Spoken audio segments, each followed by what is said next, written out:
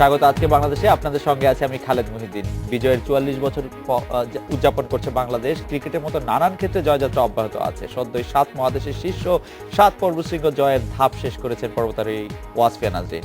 এগুলি উড়িয়েছেন লাল সবুজের পতাকা। এসব নিয়ে আজকের আলোচনা সপ্তচূড়ায় বাংলাদেশ। কথা বলতে স্টুডিওতে আছেন ওয়াসফিয়া নাজরীন।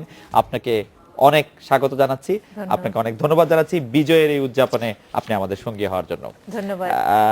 ওয়াসফিয়া, আপনি একটি প্রতিজ্ঞা করেছিলেন আজ থেকে ৪ বছর আগে যে ৭টি শীর্ষ চূড়ায়, ৭ মহাদেশের ৭ চূড়ায় বাংলাদেশের পতাকা ওড়াবেন। প্রতিজ্ঞা পূরণ হয়েছে। বিজয় দিবসে কেমন লাগছে আপনার? আসলে আমি এত মাত্র হসপিটাল থেকে বের হয়ে আসলাম, এখনো অনেক ক্লান্ত। আমার গত এক্সপেডিশনটা শেষ হয় নভেম্বর মাসে। আমি যে কথাটা রাখতে পেরেছি, এই এক্সপেডিশনটা সবচেয়ে দুর্গম ছিল এই ৭টার মধ্যে।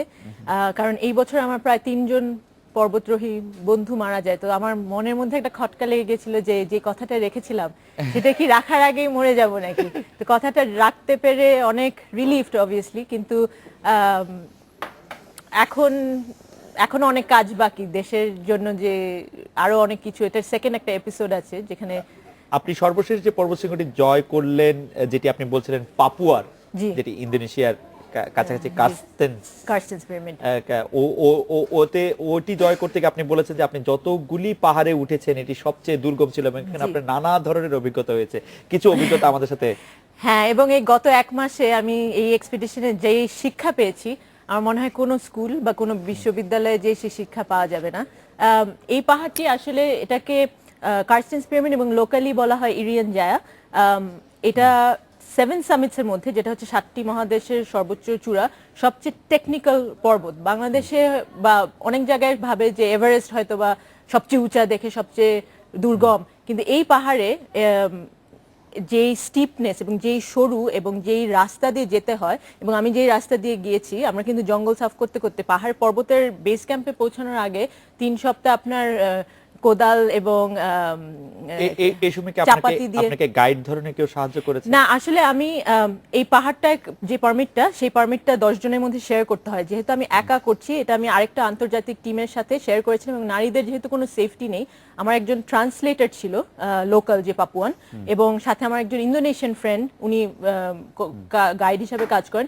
ও আর আমি করেছি, কিন্তু ওই পারমিটটা যেহেতু ওই ইন্টারন্যাশনাল টিমের সাথে শেয়ার করেছি, আমরা সবসময় মানে প্রতিটি গ্রামে এবং জঙ্গলের ভিতর রেডিও টাচে থাকতাম। কিন্তু অ্যাকচুয়াল যে ক্লাইম্বটা হয়েছে আরোহণের সময়, আমি এবং আমার ফ্রেন্ড জশুয়া ইন্দোনেশিয়ান, উনি আমরা একসাথে করি, দুজন।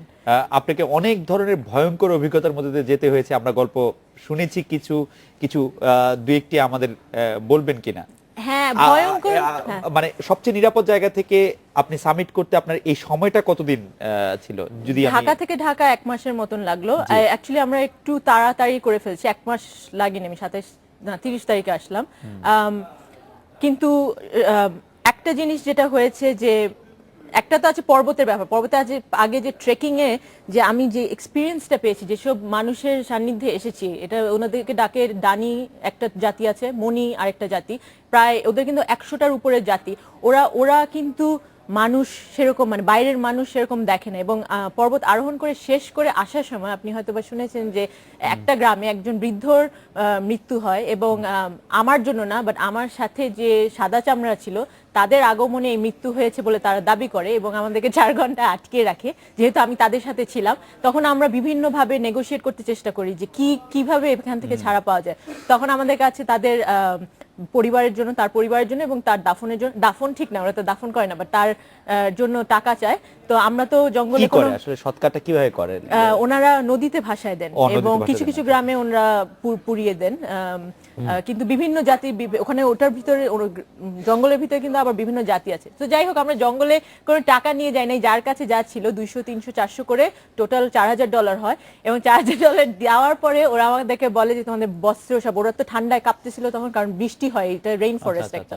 তো বলে যে তোমাদের জ্যাকেট ট্যাকেট খুলে দাও। তখন আমরা বিপদে পড়ে যাই, যে আমাদের আরো 3টা না 4টার মতন গ্রাম পার হওয়ার কথা। তো আমরা ওদেরকে বুঝাইতে চেষ্টা করি যে আমরা একদমই অন্য একটা গ্রহের মানুষ, এখানে আমরা মানে উলঙ্গ হয়ে আমরা এখন বের হতে পারবো না। তো এটা যখন বলি, ওরা অনেক ক্ষেপে যায়। ওদের ভিতরে কিছু মানুষ আবার পোর্টারের কাজ করছিল আমাদের, তো ওরা আবার আমাদের ব্যাগ থেকে অনেক কিছু জিনিসপত্র চুরি করে নেয়। তো ওরা কি ঠিক ডলার জিনিসটাকে আলাদা করতে পারে, মানে না, ডলার চেনে? তো সেটাও আরেকটা কথা যে $4,000 যে অ্যাকচুয়ালি কত টাকা সেটা কিন্তু ওরা বুঝতেও পারেনি। তো ওদের আচ্ছা। মধ্যে একজন লিডার আছে, উনি আবার শহরে এসে সে টাকাটা ভাঙাবে। তো আমরা বলি যে এটা অনেক, $4,000 কিন্তু অনেক, অনেক টাকা, ইন্দোনেশিয়ার ওদের জন্য অনেক টাকা, right. তারপর হয়তো একটি ব্যাগে করে টাকা নিয়ে যেতে হবে। তারপর আরেকটা যেটা হয় যে আমরা যখন যাচ্ছিলাম দ্বিতীয় গ্রামে, সুয়াঙ্গামা গ্রামে, আমি টয়লেট করতে যাই এবং ওখানে কিন্তু সবকিছু বাইরে আর কি, প্রকৃতির মধ্যে। তো টয়লেট করে উঠে দেখি যে কোনায় দাঁড়িয়ে একজন ভদ্রলোক আমাকে ইশারা দিচ্ছেন। তো ইশারাটার মানে ওরা সব ইশারায় কথা বলে, তো ইশারাটার মিনিংটা ছিল যে উনি আমাকে পরের গ্রামে নিয়ে বিবাহ করতে চান। তা আমি না এটা শুনে, কারণ তারকে আমি কিছুক্ষণ আগে মিট করি ওই গ্রামে, আচ্ছা। এবং তার 7টা বউ, ও 7টা বউয়ের আবার 7টা আলাদা আলাদা কুড়ে ঘর আছে।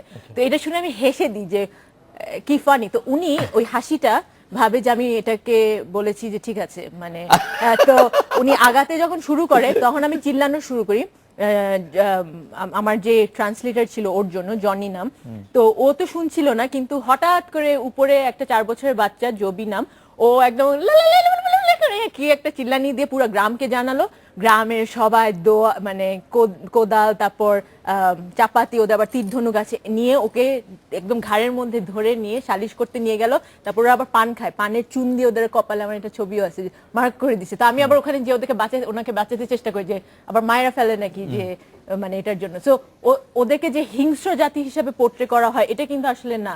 ওরা কিন্তু আমার জীবন অনেকবার বাঁচিয়েছে, এবং আরো অনেক এরকম প্রতিদিন এরকম অনেক মজার মজার ইনসিডেন্ট হয়। অনেক ভয়ঙ্কর ছিল, এখন খুব মজা লাগছে বলতে। এখন মজা লাগছে বলতে, হ্যাঁ। এটা কারণ নিশ্চয়ই আপনি যখন লিখবেনও বা আরো বলবেন তখন নিশ্চয়ই। আরেকটা ব্যাপার যে ওখানে কিন্তু আপনাকে বিপদে পড়লে আপনাকে কেউ এসে বাঁচানোর কোনো শেরপা ভাই নেই, হ্যাঁ। আচ্ছা। তো মানে নেপালে যেরকম একটা জি, জি। প্রপার ওয়েতে আপনি যাবেন, এবং অ্যাকচুয়াল মাউন্টেনটার কথাও যদি বলি, যে পর্বতটায় কিন্তু কোনো দড়িটা কিন্তু আপনাদের নিজেদের, যেটাকে বলে রোপ ফিক্সিং আর কি, ওটা কিন্তু নিজেদের করতে হয়, কারণ ওখানে এত কম মানুষ যায় যে কত পুরনো দড়ি ওখানে, হয়তো আপনি পড়ে যাবেন। এবং আরেকটা জিনিস বলি যে সামিটের চূড়ায় উঠার আগে আমি শুনেছিলাম যে চূড়াটা যেখানে, সেখানে আরেক চূড়া থেকে যাওয়ার জন্য একটা ব্রিজ আছে, কারণ মাঝখানে একটা বিরাট বড় 50 মিটারের গ্যাপ।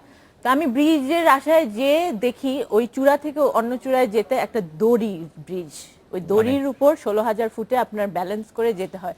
তখন বজ্রপাত হচ্ছে, শুধু একটি মানে একটা দড়ির উপর হেঁটে হেঁটে যেতে হয়, ওয়্যার আর কি। আচ্ছা, তারপরে কোন ওটার কিছু ছবি ধরা আছে, আছে ব্যালেন্স করার? তো পাশে আরেকটা দড়ি আছে, ওটার সাথে যে স্পিন করে আপনি ব্যালেন্স করে ওই দড়ির, মানে একটা দড়ি, তো ওইটা একদম পুল সিরাতের মতন অবস্থা থাকে। তো ক্রস করার সময় আপনার মেইন জিনিস মনে হবে যে এটা তো আমার আবার ফেরত আসতে হবে। সো এরকম নানা আমাদের একজন দর্শক আপনাকে জানতে চাইছেন, এত কষ্ট করে পাহাড়ে ওঠার দরকারটা কি? আচ্ছা, আসলে জীবনটাই আমাদের একজন নারী হিসেবে এই সমাজে, এই সমাজে আমরা বড় হয়েছি, এটা কিন্তু পর্বতারোহণের চেয়েও বেশি দুর্গম। এবং আমি সত্যিকার অর্থে বলছি যে ঢাকা শহরে রাস্তায় চলাচল করতে আমার যে ভয় লাগে, আমার পর্বতে সেই ভয়টা লাগে না। প্রকৃতির কাছ থেকে আমরা যেই শিক্ষাটা পাই, সেই শিক্ষা আমরা এই সমতলে বসে কোনোদিন, এই সিভিলাইজেশনে, ঢাকা সভ্যতায় বসে শহরে কোনোদিন চলতে আপনার যতটা ভয় লাগে, পর্বতারোহণে করতে আপনার তত ভয় লাগে না। এটা কি ফিগার অফ স্পিচ না সত্যি আপনি মিন করে? সত্যি আমি মিন করে বলছি, কারণ আমি একা থাকি, এবং আমি একা সবসময় ট্রাভেল, মানে পাবলিক ট্রান্সপোর্টেশন ইউজ করি, এবং আমাদের কোনো সাধারণ মৃত্যুর কিন্তু এই দেশে নিশ্চয়তা নেই। তো এর চেয়ে আমি পর্বতে উচ্চতায় মারা যাওয়া অনেক ভালো। যাই হোক না, আপনি বেঁচে থাকেন। আমি যেটা জানতে চাইছিলাম যে আপনি যেসব অভিজ্ঞতার মধ্যে দিয়ে গিয়েছেন সবই মানে রোমহর্ষক, ভয়ঙ্কর। আপনি মজার কি অভিজ্ঞতার মধ্যে দিয়ে গেলেন এই সর্বশেষ এই 4,884 মিটার? ও এখন মজা লাগতেছে, তখনও মজা লাগছিল? তখনও মজা ছিল। আপনি আভাটার মুভিটা দেখেছেন কি? আভাটার মুভিটার স্টোরিটা কিন্তু এই জাতি এবং এই জঙ্গলের ভিতর থেকে, এবং ভিতরে যেসব ক্যারেক্টার আছে এত গভীর, এবং ওদের সান্নিধ্যে আমি কিন্তু এখন ফেরত যাওয়ার জন্য মারা যাচ্ছি, যে আমি I still need to go back, because ওদের সাথে আমার জোয়ানা বলে একজন মহিলার সাথে, এদেরকে আবার খ্রিস্টান মিশনারির নাম দিয়েছে এসে, হ্যাঁ, ওর সাথে যে আমার একটা বন্ধুত্ব হয়, এবং জঙ্গলের ভিতরে আবার যেতে যাচ্ছেন? হ্যাঁ, আমি যাবো, আমরা অলরেডি প্ল্যান করছি। এর পাশেই একটা পর্বত আছে, ওটা আরোহণের জন্য। ওটা বেশি মানুষ উঠেনি, ওখানে একটা নতুন রাউট করার জন্য। কিন্তু যে অভিজ্ঞতা, যে শিক্ষাটা পেয়েছি, আমি আমার বইগুলো লিখছি, সেই শিক্ষাটা কিন্তু আমি সভ্যতা বা এই যে কমফোর্ট জোনে থেকে আমি এগুলা জীবনেও পাবো না। এবং ওদের এই পাহাড়ের উল্টা দিকে পৃথিবীর সর্ববৃহৎ সোনার খনি এবং থার্ড লার্জেস্ট কপার মাইন, এবং ওখানে আবার অন্য ধরনের একটা ট্রিপ। ওখানে আবার এটা আবার আমেরিকান একটা কোম্পানির কাছে বিক্রি করে দেওয়া হচ্ছে। ওখানে আবার আমেরিকান মাফিয়ারা বন্দুকের জোরে চালায় আর কি। ওখানে আপনি যদি আমরা পাহাড়ে ওঠার সময় যোগ করছিলাম যে পড়লে ওইদিকে পড়ো না, কারণ ওইদিকে একটা ল আছে যে anyone trespassing can be shot, so গুলি খেয়ে মরতে হবে আর কি। আচ্ছা আচ্ছা, ঠিক পাহাড়ে সেই মহান মৃত্যু। এই 7টার মধ্যে সর্বশ্রেষ্ঠ কথা আমরা কিছুটা শুনলাম। আর কোনটা আপনার, অবশ্যই এভারেস্ট তো যেহেতু সবচেয়ে বড় সবচেয়ে উঁচু, সেটা তো একটা আছে, এভারেস্ট ছাড়া আর কোনটার ক্ষেত্রে আপনার কিছু? জি, এভারেস্টের সম্বন্ধে যদি একটু বলি, যে এভারেস্ট তো একটা আছে যে দুর্গম সর্বোচ্চ বৃহৎ পাহাড়, কিন্তু তার বাইরে হচ্ছে যে আমি একা একজন নারী হিসেবে, আমার টিম কিন্তু জাস্ট আমি এবং নিমা শেরপা বলে দুইজনের টিম কিন্তু এভারেস্টে খুব কম দেখা যায়। এবং সেই তুলনায় যে এই যে 3 মাস ঢাকা থেকে ঢাকা উঠতে লেগেছে 2 মাস, এই যে একটা লম্বা সময় একা থাকা, লোনলিনেস, যে ওই উচ্চতায় গেলে কিন্তু আপনার ব্রেন আপনার সাথে অনেক ধরনের খেলা খেলতে থাকে, টিকে থাকাটা, ওইটা আমার জন্য মেন্টালি স্পিকিং ওই ট্রিপটা সবচেয়ে মানে সময়, এবং আমাদের অনেক কিছুর মধ্যে দিয়ে যেতে হয়। একা কি করতেন আসলে? হ্যাঁ, একা কি বই করতেন? পড়তাম, কবিতা লিখতাম, জার্নাল লিখতাম, আমি অনেক আচ্ছা। লেখালেখি করি। এবং স্যাটেলাইট দিয়ে যখন খুবই একদম ডাউন সাইড, মানে ডার্কনেস, যখন একদম অন্ধকারের মধ্যে ঢুকে যাচ্ছি, তখন স্যাটেলাইটের থ্রুতে ফেসবুকে কে কি লিখেছে কে, এবং এটার জন্য আমি দেশবাসীর কাছে অনেক ঋণী, কারণ ওনারা আমাকে যেভাবে র্যালি করেছেন, সেই উৎসাহ না দিলে আমি হয়তোবা জীবনেও পারতাম না। এবং ডেনালি সম্বন্ধে বলি, ডেনালি হচ্ছে নর্থ আমেরিকার সর্বোচ্চ পাহাড়, এবং ওখানে কিন্তু এক পতাকা উঠানোর জন্য আমার 3টা এক্সপিডিশন করতে হয়েছে। প্রথম এক্সপিডিশনে এক প্রবলেম, দ্বিতীয় এক্সপিডিশনে আমার আঙ্গুল প্রায় কেটে, মানে স্নো ফ্রস্ট বাইট যেটাকে বলে, হাতের পায়ের ডান হাতে। এখন এইটা দেখলে খুব ভালো লাগবে, কিন্তু আমি একটা ছবি আছে যে আমার প্রায় আঙ্গুল কেটে দেওয়ার অবস্থা, এবং সেটার রিকভারিতেই 6 মাস লেগে যায়। এখনো যেরকম কোনো ফিলিং নেই কিন্তু আমার, এবং আমি না জেনে এটাকে আবার ড্যামেজ করতে পারি, কারণ এটার ব্যথাটা যখন খুব গুরুতরভাবে ব্যথা হয়, এই ব্যথাটা এখানে লাগে, এবং আমি হয়তোবা তাকায় দেখবো যে পুরো কালো হয়ে গেছে পুরো আঙ্গুলটা, আপনি বুঝবেনও না যে পুরো হাত কখনো অবশ হয়ে যাচ্ছে সেটা ডেনালি জয় করতে গিয়ে। হ্যাঁ, এবং এখানে একটু বলি যে পর্বত আরোহণের, মানে আপনারা হয়তোবা যে পতাকাটা উঠেছে এটা দেখেন, কিন্তু পর্বত আরোহণের যে একটা এক্সপিডিশন অর্গানাইজ করতে বাংলাদেশের মতন জায়গা থেকে, যেখানে প্রতিটি জায়গায় যাইতে আমাদের কোনো, এখানে কিন্তু ম্যাক্সিমাম জায়গায় এমবেসি ছিল না, যেমন অ্যান্টার্কটিকায় যাওয়ার সময় আমার চিলে হয়ে যাইতে হয়েছে, এই যে একটা বিশাল একটা প্রিপারেশনের ব্যাপার, এই পাহাড়টা আমি গত 8 মাস ধরে অর্গানাইজ করে লাস্টে গেলাম, 3 বছর ধরে চেষ্টা করছি, এখানে কিন্তু বাংলাদেশিদেরকে অ্যালাউড না, ইন্দোনেশিয়া অ্যালাউ করে না। সেই যে পারমিট বা টাকার ব্যাপারটা বলি, যে লোন করে, মানে টাইনা টুইনা জোড়াতালি লাগায়, গয়না বিক্রি করে, জমি, সবাই ভাবে যে রাষ্ট্রই হয়তো বা পাঠিয়েছে, রাষ্ট্র কিন্তু পাঠায় না। এগুলো কিন্তু ওঠার পরে সেটার কি কোনো সুরাহা হয়? হ্যাঁ, এটার উপরে আর কোনো না, সেটা মানে আনন্দের দিক দিয়ে সুরাহা হয়, মানে অর্থনৈতিক যে ক্ষতি, মানে গয়না আবার কিনতে পেরেছেন? না, আমার এখনো $64,000 লোন আছে। $64,000 লোন আছে। তো তার মধ্যে একটা ব্যাংক লোন, বাকিগুলো প্রাইভেট লোন। যেহেতু আমার একটা অ্যাক্টিভিস্ট ব্যাকগ্রাউন্ড থেকে আসি, আমি শুধুমাত্র 3টা পর্বতের কাছ থেকে জন্য আমি কর্পোরেট স্পন্সরশিপ নিয়েছি, যেসব কোম্পানি আমার কাছে মনে হয়েছে যে এথিক্যালি টু সাউন্ড। বাকিগুলো কিন্তু আমি, আর এই 7টার জন্য কিন্তু আমার 10টা এক্সপিডিশন চালিয়েছি, এবং ইন বিটুইন আবার অনেক ট্রেনিং করতে হয়েছে। কাজেই তার মধ্যে 4 বছর ধরে আমার চাকরি নেই, চাকরি করতেছি না, তো এটা করতে পারছি না। তো এখন আমি এই যে আপনি বলছেন যে কেমন লাগছে, আমার এসে এখন ফাইনালি আমি অনেক কিছু রিয়েলাইজ করছি, যে আমার এখন আবার সো-কল সভ্যতায় ফেরত যেতে হবে, হয়তোবা একটা চাকরি জয়েন করতে হবে 9টা থেকে 5টা, যেটা আমি করব না। 9টা থেকে 5টা চাকরিতে জয়েন করে $64,000 ঋণের কথা শুনে একটু অবশ্য মানে ভয়ই লাগলো, আপনি কিভাবে সেটি আসলে শোধ করবেন, আবারও যাচ্ছেন পাহাড়ে, চাকরি করবেন কি করবেন না। তবু আপনার জীবনকে আমি আসলে অনেকই হিংসা করছি। আরো একটু শুনবো আপনার কাছ থেকে। আমরা একটা বিরতি নিয়ে ফিরছি। ওয়াসফিয়া থাকছে আমাদের সঙ্গে, আমরা ফিরছি বিরতি নিয়ে।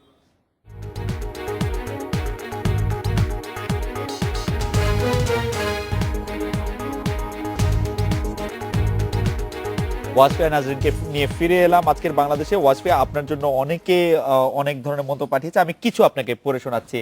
তামিম আহমেদ শিপু উনি বলছেন যে নাজরিন আপুর এই অর্জনে রিয়েলি উনি খুব গর্বিত।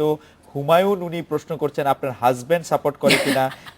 রকিবুল বলছেন যে আপনার জন্য প্রাউড ফিল করি, কিন্তু আপনার এই কষ্ট, এই সাকসেস ফুল হবে যদি এই এক্সপিরিয়েন্সটা কোনো জনকল্যাণমূলক কাজে ওয়াসফিয়া লাগাচ্ছেন, সেগুলি কাজে নিশ্চয়ই বলবেন।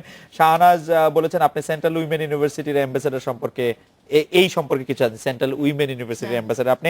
তার আগে আমি একটু বলে রাখি ওয়াসফিয়া কিন্তু ওয়াসফিয়ার এই আজকে 16 ডিসেম্বর এই 7 সামিটস যে ক্যাম্পেইন সেই ক্যাম্পেইনে কিন্তু ওর এই বিজয় উনি উৎসর্গ করেছেন 71-এর সকল টা যদি আপনি এটা দিয়ে শুরু করেন যে আপনি যাদের জন্য উৎসর্গ করেছেন তাদের যে জন্য। আমাদের ফ্রিডম ফাইটার যারা আমাদেরকে এই দেশটা দিয়েছেন, কারণ আমি বহু বছর বাংলাদেশে 2009-এ ফেরত আসার আগে 7 বছর আমি শরণার্থীদের সাথে কাজ করি, টিবেটানদের সাথে কাজ করি, এবং তার সেখানে থেকে আমার মধ্যে আরো দেশপ্রেমটা যায়, কারণ আমাদের অ্যাটলিস্ট একটা দেশ আছে। সব সময় খালি আমাদের এই প্রজন্মের মুখে খালি কমপ্লেইন শুনতে থাকে, কিন্তু কমপ্লেইন করলে হবে না, আমাদেরই একটা যে বাংলাদেশ বলে যে আমরা বিশ্বের কাছে একটা আছি এটাকে আমাদেরই এগিয়ে নিতে হবে। সো এবং আমি শুধু 71-এর কথাই বলবো না, 71-এর নারীদের যে ভূমিকা ছিল এটা কিন্তু আমাদের প্রজন্মের মানুষ আমরা ভুলে যাচ্ছি, যে শুধু 71 না, তার আগেও ভাষা আন্দোলন বলেন, সব জায়গায় কিন্তু নারীর একটা অবদান আছে, এবং এটা কোনোদিনই প্রাধান্য পায় না, এখনো পর্যন্ত পায় না। তো এই মিশন, এই কথাগুলোর জন্য বিশ্বের দরবারে নিয়ে যাওয়ার জন্য কিন্তু আমি এটা মানে মোরালেস একটা সিম্বলিক একটা জার্নি ছিল, যে প্রতিটি মহাদেশের চূড়ায় চূড়ায় যে আমি বাংলাদেশের কথা বলবো, গান গেতে পারলে গান গেতাম probably। তো পাহাড়ে চড়া আপনি ওই নিশ্চয়ই অসাধারণ কাজ প্রশ্নের করেন। উত্তরে বলি যে আমার তো আমি তো হাজবেন্ড তো নাই, আমি তো অবিবাহিত, থ্যাংক গড। কিন্তু এখন যেরকম আমার বন্ধুদের সার্কেলে সবাই যোগ করছে যে অষ্টম চূড়া বা শীর্ষ চূড়ায় কবে উঠবে, মানে বিয়ে শাদী। তো হ্যাঁ, আমাদের দর্শকদের মধ্যে অনেকে বলছেন যে আপনার হয়তো এখন একটু অষ্টম চূড়ায় ওঠার সময়, সেটি অষ্টম চূড়া বলছেন না, কিন্তু ঘর সংসার করার ব্যাপারে জানতে চাইছেন আপনার কাছে। আচ্ছা, ঘর আমার সংসার কিন্তু ওই আমার টেন্ট এবং টেন্টের ভিতরে যা থাকে, অবশ্যই যাকে বিবাহ করব আমার বিবাহের এগেইনস্টে কোনো কিছু নাই, সময় মতো যখন, কিন্তু অবভিয়াসলি ওনার সেগুলো মেনে নিতে হবে, এবং অ্যাডভেঞ্চার জড়িত কাজে উনি থাকবেন। আর আরেকটা যেটা কোয়েশ্চেন করেছে যে সামাজিক কল্যাণমূলক কাজে আপনি অংশগ্রহণ করার, এবং আপনি উইমেন ইউনিভার্সিটির যে অ্যাম্বাসেডর সেই সম্পর্কে আপনাকে একটু জানতে চাচ্ছেন। তো আমাদের প্রথম এপিসোডটা ছিল ক্যাম্পেইনটা, যে অ্যাকচুয়ালি বাংলাদেশ অন 7 সামিটস, এটা শেষ করার পর সেকেন্ড এপিসোডটা হচ্ছে আমরা একটা স্কুল তৈরি করছি। এখন আপনি জানেন যে আমি ন্যাশনাল জিওগ্রাফিকের সাথে কাজ শুরু করেছি গত বছর থেকে, তো ওরাও এটার সাথে জড়িত, এবং পৃথিবীর 7টা মহাদেশ না বলে, কারণ 7টা তো অ্যান্টার্কটিকা, ওখানে মানুষ নেই, 6টা মহাদেশ থেকে আমার এখন বিভিন্ন কানেকশন, স্পোর্টস লেভেলে, অ্যাডভেঞ্চার রিলেটেড এসব জায়গায় যেসব পার্সোনালিটিস আছে তাদের অনেকেই এই স্কুলের উদ্যোক্তা বা ফাউন্ডার লেভেলেও আছেন, এবং টিচার লেভেলেও বাংলাদেশে আসতে চাচ্ছেন। এবং আমরা পুরুষ আমার ভাইদেরকে সরি বলে যদি শুরু করি যে এই স্কুলটা শুধুমাত্র নারীদের জন্য, এবং এটা 1 বছরের একটা কারিকুলাম যেটা আমরা তৈরি করেছি, যেটা অ্যাডোলেসেন্ট লেভেলে যেসব মেয়েদের অ্যাডভেঞ্চার, মানে পুরো ক্লাসগুলো হবে প্রকৃতিতে, এবং অ্যাডভেঞ্চারে যেসব জিনিস ইনভলভ, যেরকম রিস্ক নিতে শেখা, ঝুঁকি নিতে শেখা, এগুলো অ্যাপ্লাই করে কেমনে নিজের জীবনের চূড়ায় উঠা যায় আর কি। আপনি তো আসলে অনেকদিন ধরে বিভিন্ন ধরনের রোমাঞ্চকর কাজের সাথে আপনি যুক্ত। পাহাড়ে ওঠার ক্ষেত্রে স্পেশালি আমরা যদি বলি যে মেয়েদের জন্য কি কাজটা পুরুষদের চেয়েও কঠিন? মানে আমরা জানি যে 2 ধরনের দেহ কাঠামো, ছেলে এবং মেয়ে, এবং মেয়েদেরকে সাধারণত কম কষ্টের কাজগুলি দেওয়া হয়, সেই হিসেবে কি পাহাড়ে ওঠাটা সেদিক দিয়ে বায়োলজিক্যালি স্পিকিং হ্যাঁ হয়তো বা আপনি বলতে পারেন যে ধরেন ইটস ট্রু 80 কেজি যদি আপনার একটা পাহাড়ে টানতে হয়, তাহলে আমাদের দেহ ওভাবে তৈরি করার জন্য যে ট্রেনিংটা দরকার সেদিক দিয়ে কঠিন। কিন্তু আমি বলবো, যেরকম আপনাকে বলছিলাম যে এখানে সাংবাদিকরা প্রায় আমাকে জিজ্ঞেস করে যে আপনি একটা মেয়ে হয়ে এটা কেমনে করলেন, একটা নারী হয়ে এটা কেমনে করলেন। এই প্রশ্নটা আমার তখনই লাগে যখন একজন নারী সাংবাদিক আমাকে জিজ্ঞেস করছেন যে আপনি একটা নারী হয়ে এটা কেমনে করলেন। আমি বলবো যে একজন নারী দেখেই আমি আজকে করতে পেরেছি, কারণ নারীদের যেসব যে ধরনের ধৈর্য আছে, যেই ধরনের মেন্টাল ক্যাপাসিটি আছে, সেটা পুরুষদের নেই। তাই বলেই মানে নারী হয়ে আমি অ্যাকচুয়ালি ব্লেসড, এবং আমাদের এই সমাজে একজন নারী হয়ে টিকে থাকার জন্য যে সংগ্রাম চালাতে হয়, বিল্ট ইন যে ইয়েগুলো, মানে আমাদের যেসব ক্যারেক্টার তৈরি করতে হয়, সেটা আমাকে কাজে দিয়েছে পাহাড়ে। আমার খুব কৌতূহল হচ্ছে জানতে যে আপনি আসলে কত কেজি সর্বোচ্চ বহন করেছেন পাহাড়ে? 80 কেজি বললাম কারণ অ্যান্টার্কটিকা মহাদেশে আমি এটা ম্যাক্সিমাম যেটা ক্যারি করেছি, যে স্লেজে পিছনে যেটা যে স্লেজ ক্যারি করে, এবং ব্যাকপ্যাক সহ টোটাল 80 কেজি আমাদের, কারণ আমরা 2 জন মানুষ মিলে ওই পাহাড়টা করেছি, এবং ওখানে আমার কোনো শেরপা ভাই নাই যে আমার জন্য আগায় দিবে। তো ওই 80 কেজি ওয়াজ দ্য ম্যাক্সিমাম, এবং 80 কেজি বলছি এটা কিন্তু সমতলের ওয়েট, এটা আপনি যখন উচ্চতায় যাবেন এটা কিন্তু আস্তে আস্তে বাড়তে থাকে। আপনি 80 কেজি ওয়েট নিয়ে যেতে পারেন অনেকখানি পথ? পেরেছি, ভবিষ্যতে পারবো নাকি জানি না। ঢাকায় মানে- হ্যাঁ মানে 80 কেজি তো কম, মানে কম মনে হচ্ছে না, মানে আমি হ্যাঁ, কিন্তু এটা কিন্তু একটা লেভেলে যে যেরকম আমরা বেস ক্যাম্প তৈরি করার পরে তারপর ক্যাম্প 1-এ আবার একটু কম যায়, তারপর ক্যাম্প 2-তে আবার একটু কম যায়, তো টোটাল মানে বেস ক্যাম্প পর্যন্ত আমাদের 80 কেজি ক্যারি করতে হয়েছিল। তারপর তো আমরা ধাপে ধাপে তো উঠি, আমরা তো একবারে উঠি না, ক্যাম্প সেট করতে হয়, আবার ফেরত আসতে হয় ক্যাম্প বেস ক্যাম্পে, আবার ক্যাম্প 2-তে যেতে হয়, এরকম করে করে এগিয়েছি। আমাদের দর্শকদের একাংশ এক ধরনের প্রশ্ন করছেন যে ক্রিকেটে বিজয়ী হলে বা পারফরমেন্স ভালো হলে আর্থিক দিক দিয়ে খেলোয়াড়রা লাভবান হন, এটিকে কি আমরা একটি স্পোর্টসের মতো, সেটি নিয়ে অবশ্যই আপনি একটু কথা বলেছেন যে সিংহ জয় যে ব্যয়বহুল কাজ, এরপর থেকে কি সরকার থেকে, মানে আপনি যেহেতু বিবেচনা করেন যে অন্য কেউ স্পন্সর করতে চাইলে সেটা আপনি তার এথিক্যালিটা, তো সরকার থেকে কোনো রকম কোনো সহায়তা বা এরকম কোনো কিছু দেওয়া হয় কিনা? আপাতত হয়নি। আসলে এটা কমপ্লিটলি আমার ব্যক্তিগত উদ্যোগ ছিল যেটা করেছি সেভেন সামিটস, কিন্তু আমি বলবো যেরকম এভারেস্ট 2012 সালে আমাদের সরকার অনেক রাষ্ট্রের কাছ থেকে অনেক কিছু প্রমিস করা হয়েছিল, কিন্তু আমি ব্যক্তিগতভাবে ওরকম আশা রাখি না। আমি রাষ্ট্রের যতদূর রেসপন্সিবিলিটি, আমার মনে হয় আমাদের দেশের কর্পোরেশনেরও ওরকম রেসপন্সিবিলিটি।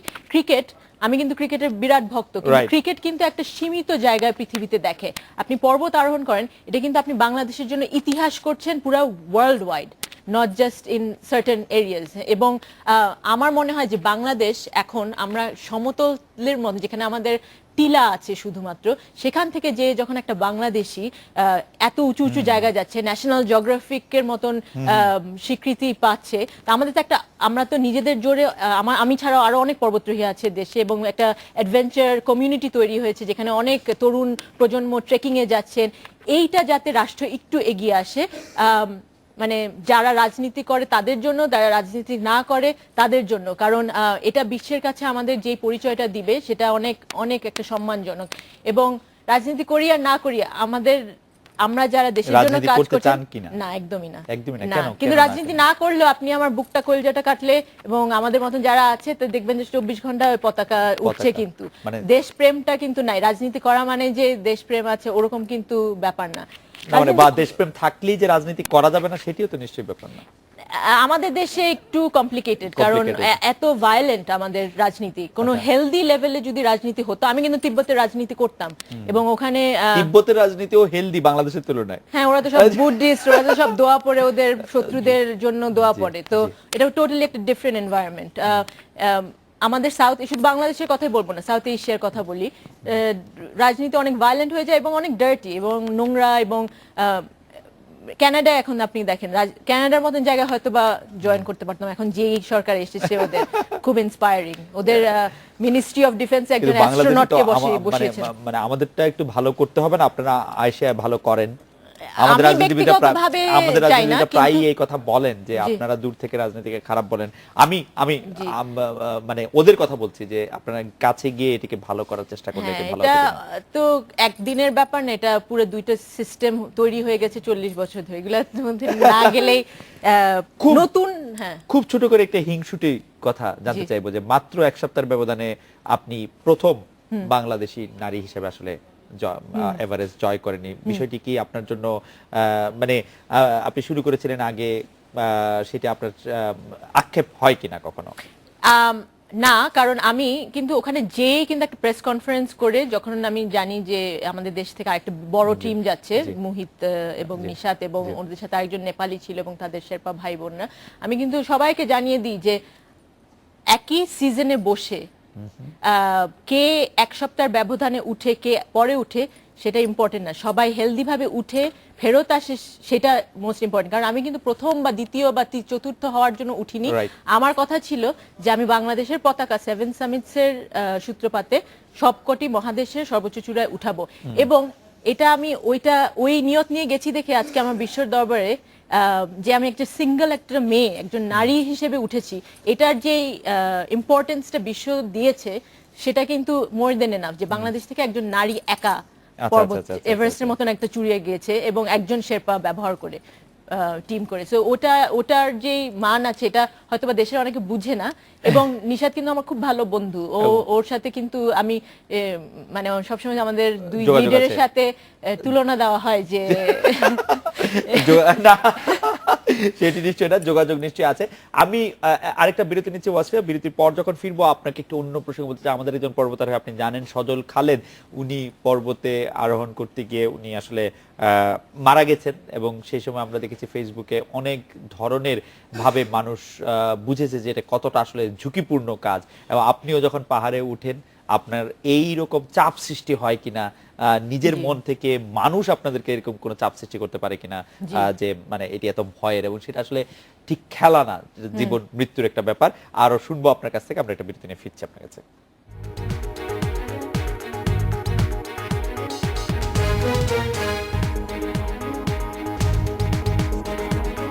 ফিরে এলাম আজকে বাংলাদেশে। ওয়াসফিয়া, আমরা বিরতির সময় আলোচনা করছিলাম যে পাহাড়ে ওঠার ঝুঁকি প্রসঙ্গে। বিরতির সময় আপনার সাথে আলোচনায় বেরিয়ে আসলো যে আসলে 7টি পাহাড়ে ওঠার ট্রেনিং 7 রকমের, প্রস্তুতি 7 রকমের, ওঠা 7 রকমের। আপনি যদি একটু একসঙ্গে বলতেন যে এই ঝুঁকিটি আপনার মধ্যে বাড়তি চাপ সৃষ্টি করে কিনা, কারণ এটি জীবনের ঝুঁকি। হ্যাঁ, অবশ্যই। ওখানে তো আমরা প্রতিটি সেকেন্ড মৃত্যুর সাথে মোকাবেলা করছি। এবং আপনি অ্যান্টার্কটিকার মহাদেশটার কথা বলি, বা ডেনালি, যেটা হচ্ছে নর্থ আমেরিকা, আলাস্কা স্টেটে আমেরিকার, এবং ওটা কিন্তু নর্থ পোলের অনেক কাছে। ওই দুটো পাহাড়ে যাওয়ার জন্য আমার ট্রেনিংটা ছিল যে আমি ইচ্ছা করে আমার বডির মধ্যে, আমার দেহের মধ্যে ফ্যাট বা লিপিড প্রোফাইলটা, কন্টেন্টটা বাড়াতে হয়েছে। এটা জীবনেও মানুষ শুনে নেয় যে ইচ্ছা করে কেউ মোটা হয়, বা এবং কেন এটা শীতের, ওখানে যেই ধরনের শীতের টেম্পারেচারের সাথে আমার ডিল করতে হয়েছে সেটা অন্যান্য পৃথিবীর অন্যান্য কোনো জায়গায় ওরকম ম্যাচ করতে পারবে না। তারপর সাউথ আমেরিকার কথা বলি। সাউথ আমেরিকাটা এত নিচে, ইকুয়েটরের এত নিচে, যে ওখানে বাতাসে 3000 মিটারে যেই ধরনের অক্সিজেন যত পরিমাণ, হিমালয়ে কিন্তু সেটা ধরেন আপনি 6000 মিটারে যে ডিল করবেন। সো টেকনিক্যালি স্পিকিং ওখানে 7000 মিটার যে পর্বতটা আমি করেছি সেটা হয়তো বা হিমালয়ের জায়গায় আসলে অক্সিজেনের কন্টেন্ট আরো, মানে ধরেন 8000 মিটার আপনার উঠতে হবে ওই পাহাড়ে যাওয়ার জন্য। সো বিভিন্ন পাহাড়ে এরকম বিভিন্ন, এবং টেকনিক্যাল যখন বলছি দ্যাট মিনস যে পাহাড়ে ওঠার জন্য এভারেস্টকে দিয়েই বলি যে এভারেস্টে কিন্তু একটা পথ যেটা শেরপারা তৈরি করে দেয়, সেই পথ ধরে ধরে আপনি দড়ি ধরে ধরে উঠছেন। এটা কিন্তু শুধুমাত্র হিমালয়ান পাহাড়েই সম্ভব। বাকি যতগুলো পাহাড়ে আমরা গিয়েছি, আমি কিন্তু আর একটা জিনিস হচ্ছে আমি একা করছি, যেহেতু হয়তো একা মানে আমি বাংলাদেশ থেকে একজন, এবং ওখানে যে সবসময় আরেকজন মহিলা গাইড বা আমার ফ্রেন্ড যারা আছে তাদের সাথে করেছি। সো খুব কম মানুষের টিম যখন হয়, ম্যাক্সিমাম ওয়েট আপনার নিজের ক্যারি করতে হবে, এবং ঝুঁকিটাও আরো বেড়ে যায় যে অ্যাভালাঞ্চে পড়লেন, এবং আমি নিজেও অ্যাভালাঞ্চে ছিলাম, এবং সেইটার মানে মৃত্যুকে যে কতবার দেখেছি, 4-5 বার। এবং আমার যেটা বলছিলাম যে গত সিজনে যে নেপালে যে আর্থকোয়েক হলো, সেখানে কিন্তু আমার বেস্ট ফ্রেন্ড এবং আমার মেইন ক্লাইম্বিং পার্টনার যার সাথে আমি করতাম, সে মারা যান। এবং তখন থেকেই মানে আরো একটা ভয় ঢুকে যায় যে আমি কি 7 সামিট শেষ করতে পারবো নাকি তার আগেই মরে যাব। অক্সিজেনের পরিমাণ কমে গেলে, এবং যখন রাতে, বিশেষ করে আপনি যখন মানে নিজের তাঁবুতে আছেন, অক্সিজেনের পরিমাণ কমে গেলে, আমরা গল্প টল্পতে পড়েছি নানা ধরনের বিচিত্র অনুভূতি মানুষের হয়। আপনার কাছ থেকে যদি একটু শুনতাম যে আসলে। হ্যাঁ, একটা পাহাড়ে আমি হ্যালুসিনেট করি নামার সময়, সেটা সাউথ আমেরিকার আকোঙ্কাগুয়া পাহাড়ে, এবং যার কথা এইমাত্র বললাম ড্যান, ও ছিল আমার সাথে, যে মারা গেছেন। উনি গুগলের মানে কাজ করতেন তখন, এবং এবং দর্শক যদি এখনো গুগলের ম্যাপের হাইয়েস্ট পয়েন্টে দেখেন আকোঙ্কাগুয়া, যে বাংলাদেশের পতাকাটা দেখতে পারবেন, কারণ আমরা ওটা করি। ওরা এখনো পর্যন্ত, ওটা পরে এভারেস্ট করার কথা ছিল কিন্তু ওটা করতে যেয়ে উনি মারা যান। ওখানে থেকে নামার পরে আমরা সামিটে উঠে, এবং আমি বলি এটা কিন্তু আমি 2011-16 ডিসেম্বর সামিট করি, 4 বছর আগে। সো ওখানে যে আমরা সামিটে এত সময় অপচয় করেছি, প্রায় 1 ঘন্টার মতন, যেটা কিন্তু উচিত না। তাহলে আপনার মস্তিষ্কে অনেক কিছু। তো নামার সময় আমি একটা সময় বাম দিকে একটা পর্বতমালা ছিল, ওখানে হঠাৎ দেখি যে পিটার প্যান বলে একটা ক্যারেক্টার আছে না, ও একটা পাইপ 50 মিটার বড় একটা পিটার প্যান, ও পাইপ দিয়ে আমার দিকে সিগারেটের এরকম ধোঁয়া ছাড়ছে। তা আমি ওটা দেখে এত এক্সাইটেড হয়ে যাই। ওই সময় কিন্তু আপনার মাথা, আপনি হঠাৎ একটা পা ভুল দিবেন নামার সময়, যে নামাটা আরো বেশি কঠিন। তখন ড্যান পুরো সময়টা নেক্সট হাই ক্যাম্পে পৌঁছানো পর্যন্ত আমার সাথে কনভারসেশন করতে থাকে, কারণ ও জানে যে পিটার প্যান আমার একটা ক্যারেক্টার, আমার মাইন্ড, মানে আমি খুব ফ্যাসিনেটেড। তো আমার যখন ওটা রেকগনাইজ করি, অর্ধেক মাথায় আমি বুঝতেছি যে এটা আমার হ্যালুসিনেশন, অর্ধেক মাথা আবার ওটায় খুব মগ্ন হয়ে ওটার সাথে খেলতে চাচ্ছে। তো ও তখন এরকম, এই জন্য আপনাকে যে বুঝে সেরকম মানুষকে নিয়ে পর্বত আরোহণ করা উচিত। ও আমাকে পুরো ডায়ালগ করে করে হাই ক্যাম্পে আমরা ফাইনালি পৌঁছাই। তারপরে নেমে গেলে আস্তে আস্তে ওটা সরে যায়, কিন্তু সময় লাগে আর কি। ওয়াসফিয়া, আমরা আপনার পরবর্তী যে অ্যাডভেঞ্চারগুলি আছে সেগুলি নিয়ে একটু কথা শুনবো। আমার খুব ভালো লাগছে আসলে আপনার এই গল্পগুলি শুনতে। আমি জানি না যে এত রহস্য রোমাঞ্চের মধ্যে দিয়ে একজন মানুষ এক জীবনে যাওয়ার আর সুযোগ পান কিনা।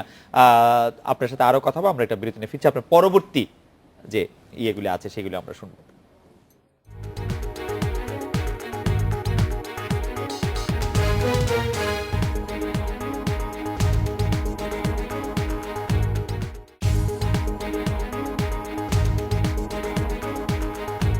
আজকের বাংলা ফিরে এলাম আজকে বাংলাদেশে। ওয়াসফিয়া নাজরীন আসছেন আমাদের সঙ্গে। সাবরিনা তোহা আমাদের একজন দর্শক, উনি বলছেন যে আপনার যে $64,000 ঋণ হয়েছে সেটা কিভাবে পরিশোধ করবেন। আর বিরতির আগে আপনার কাছ থেকে জানতে চেয়েছিলাম যে আপনি নতুন কোন অ্যাডভেঞ্চারের কথা ভাবছেন। বিরতির মধ্যে যেটা আলোচনা করছিলাম যে আমাদের তরুণ প্রজন্মের একটি বড় অংশ আপনি ফেসবুকে এবং অন্যান্য সামাজিক মাধ্যমে নিশ্চয়ই দেখেন, যে আপনাকে ফলো করেন, সবারই আগ্রহ আছে আপনাদের প্রতি, আপনার প্রতি। তো সেটি কর্পোরেট বাণিজ্যে অনুবাদ হতে আপনার সামনে আসে কিনা? সত্যি কথা বলতে এভারেস্টের পর যেটা বলছিলাম, বিয়ের প্রপোজাল, নাটকের প্রপোজাল, তারপর বাংলা সিনেমার প্রপোজাল, কর্পোরেট প্রপোজাল অনেক পেয়েছি। কিন্তু আমি ব্যক্তিগতভাবে যেহেতু একটা অ্যাক্টিভিস্ট ব্যাকগ্রাউন্ড থেকে আসছি, আমি সবকিছু তো এন্ডোর্স করতে পারি না। এবং আমি অনেক খুঁতখুঁতে, যেরকম আমি যদি কেমিক্যাল ড্রিঙ্ক না খাই, আমি পাহাড়ের চূড়ায় উঠে কেন দেখাবো যে আমি কেমিক্যাল ড্রিঙ্ক খাই, এরকম জিনিস। সো কর্পোরেট ওয়ার্ল্ডকে আমি ব্লেম করব না, আমি নিজের পার্সোনালিটি মেনটেন করার জন্য। এবং খুব সম্প্রতি 2014 থেকে ন্যাশনাল জিওগ্রাফিকে আমাকে যে অ্যাওয়ার্ডটা দিয়েছে এবং তাদের সাথে যে কাজ শুরু করেছি, ওদের কিন্তু একটা পার্টিকুলার স্ট্যান্ডার্ড আছে। এখন আমি যেই কোম্পানির সাথে কাজ করার জন্য, এবং খুব সম্প্রতি 2014 থেকে ন্যাশনাল জিওগ্রাফিকে আমাকে যে অ্যাওয়ার্ডটা দিয়েছে এবং তাদের সাথে যে কাজ শুরু করেছি, ওদের কিন্তু একটা পার্টিকুলার স্ট্যান্ডার্ড আছে। এখন আমি যেই কোম্পানির সাথে কাজ করব, ওদের অ্যাপ্রুভাল লাগে। হ্যাঁ, তারপরে ওদের থ্রুতে এখন আমার সাউথ আমেরিকা বলেন আর নর্থ আমেরিকা বলেন আর ইউরোপ বলেন, সব জায়গা থেকে এমন রিকোয়েস্ট আসছে, সেগুলো আমি কুলাতে পারছি না। তো আগামী যেই ফাউন্ডেশন যেটা আমরা তৈরি করছি নারীদের জন্য, যে স্কুলটি, ওটার জন্য হয়তোবা আমি আই উড ওয়ান্ট যে আমাদের দেশীয় যেসব গর্বের যেসব কোম্পানিগুলো আছে তারা এগিয়ে আসবে এবং তাদেরকে আমরা বিশ্বের দরবারে প্রেজেন্ট করতে পারি। এখানে পরবর্তী অ্যাডভেঞ্চার হচ্ছে ন্যাশনাল জিওগ্রাফিকের সাথে আমি বেশি কিছু বলতে চাই না, কারণ আমি চাই যে আপনারা এটা একটা সারপ্রাইজ হিসাবে দেখেন।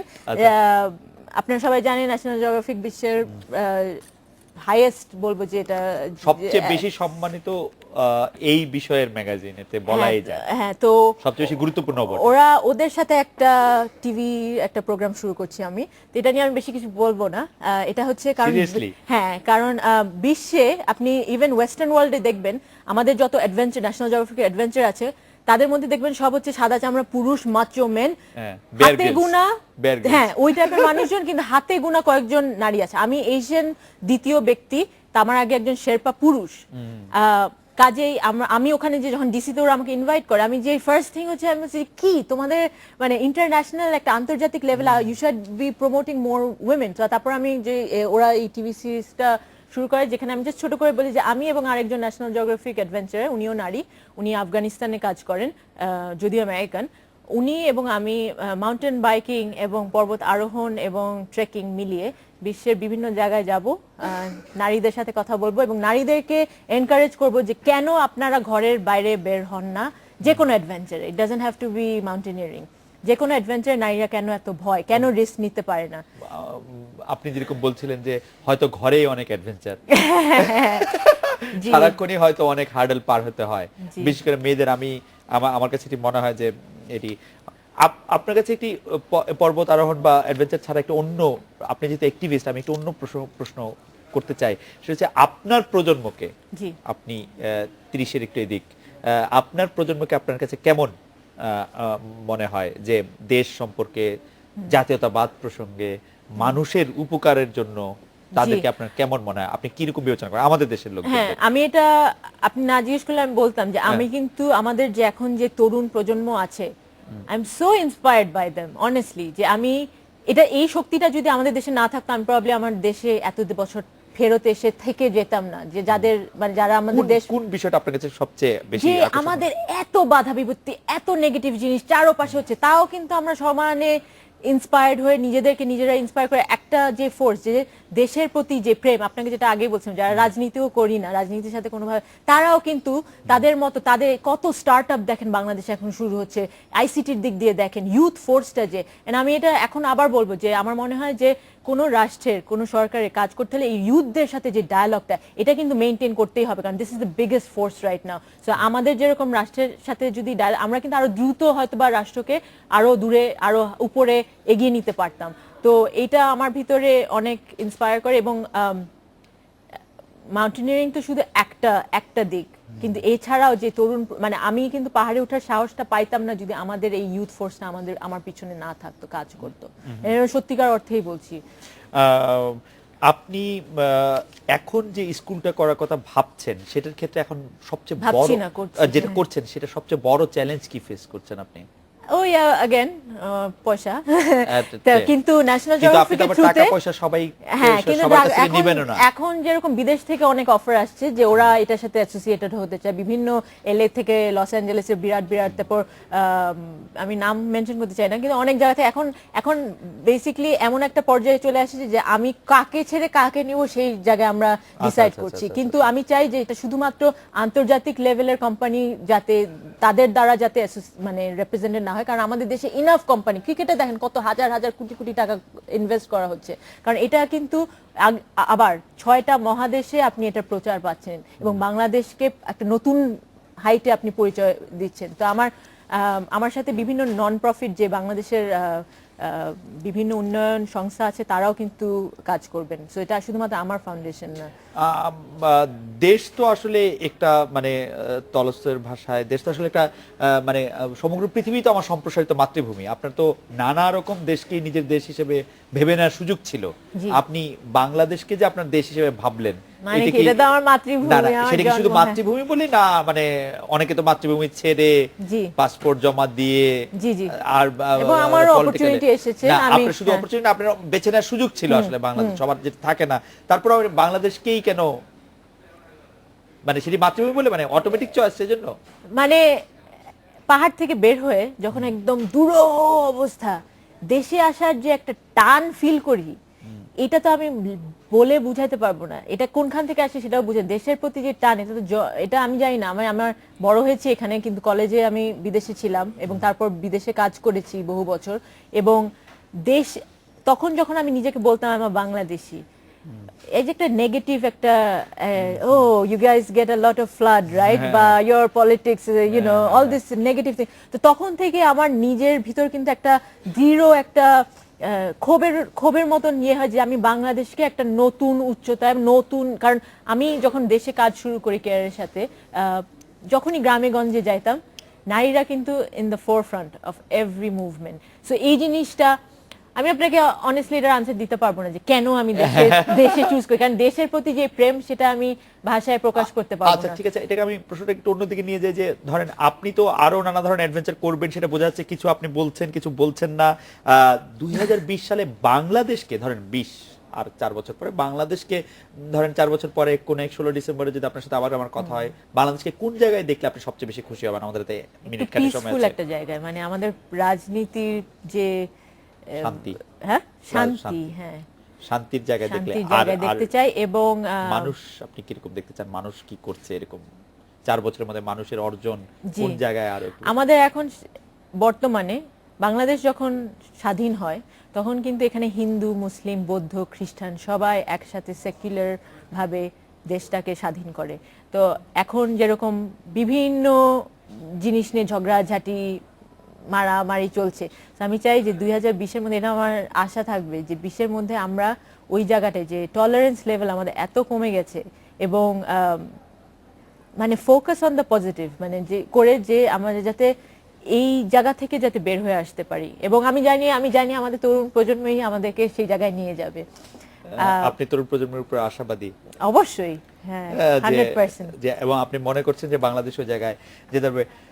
ওয়াসফিয়া নাজরীন, আমি আসলে সত্যি খুব গর্বিত আপনার সাথে এতক্ষণ সময় কাটলো। আমাদের দর্শকরা অনেক পছন্দ করেছে, অনেক গর্বিত দর্শকরা তাদের গর্বের কথা জানিয়েছে। বিজয় দিবসের এই মুহূর্তে, এরকম একটি আনন্দের মুহূর্তে আপনি আমাদের সাথে ছিলেন, আপনাকে আবারও ধন্যবাদ জানাই। ধন্যবাদ জানিয়ে শেষ করছি আজকের বাংলাদেশ। আপনাকে দেখা অনেক হচ্ছে আগামীকাল ধন্যবাদ। এই সময়। শুভরাত্রি।